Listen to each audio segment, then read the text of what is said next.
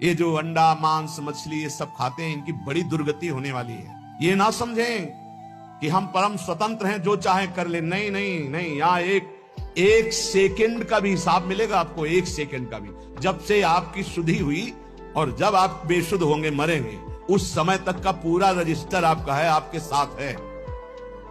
जय श्री हरिवंश नरक गति दुर्भर यम द्वारे कटियत नख छिके, एक छोटी सी क्रिया का भी हिसाब है।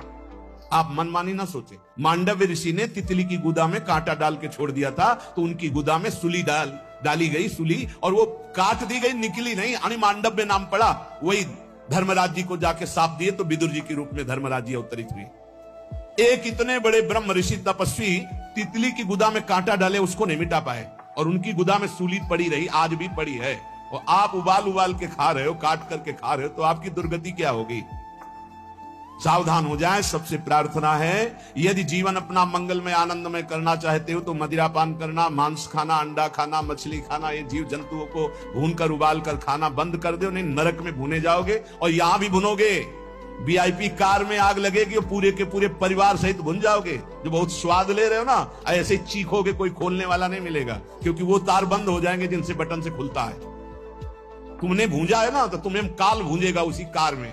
बड़े रात से चल रहे, कई करोड़ की कार है, उसी में भूंज जाओगे। हमारी बातें कड़वी लगेंगी, लेकिन समझ लीजिए, शरीर से, मन से, वचन से दूसरों का दुख भरा कार्य, अपकार, अहित कार्य करने वाला कभी चैन से नहीं रह सकता, कभी शांत नहीं रह सकता, सदैव दुखी रहेगा। इसलिए दूसरों के शरीर का मांस खा के कोई बलवान नहीं होता। आप थोड़े दिन ब्रह्मचर्य से रहिए, सदाचार पालन कीजिए, सात्विक भोजन, ऐसा बल आता है, सच्ची मानिए, ऐसा बल आता है, ऐसा उत्साह होता है।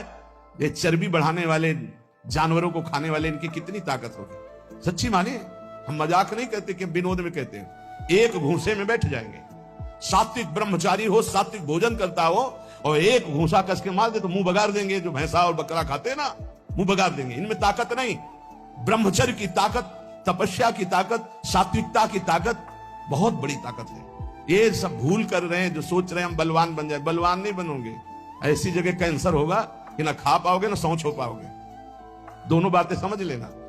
हम भयभीत नहीं कर रहे हैं, कितने ऐसे उदाहरण सामने आते चले जा रहे हैं जो देखने को मिल रहे हैं। ए भाई, दूसरों का मांस खाना जहां तक हमारी आवाज पहुंच रही हो, अब भी बंद कर दो। हरि शरण में हो जाओ। वो कह रहे हैं, आम तो आम सर्वपापेभ्यो मोक्षयिष्यामि मा शुचा, मैं तुम्हें पवित्र कर दूंगा, पक्का पवित्र कर देंगे। क्योंकि जिनके चरण धोवन गंगा जी त्रिभुवन को पावन करने वाली, वो भगवान पक्का पवित्र कर देंगे। पर अब लो नसानी, अब ना नसई हो, अब तक किया अब मत करो, होश में हो जाओ।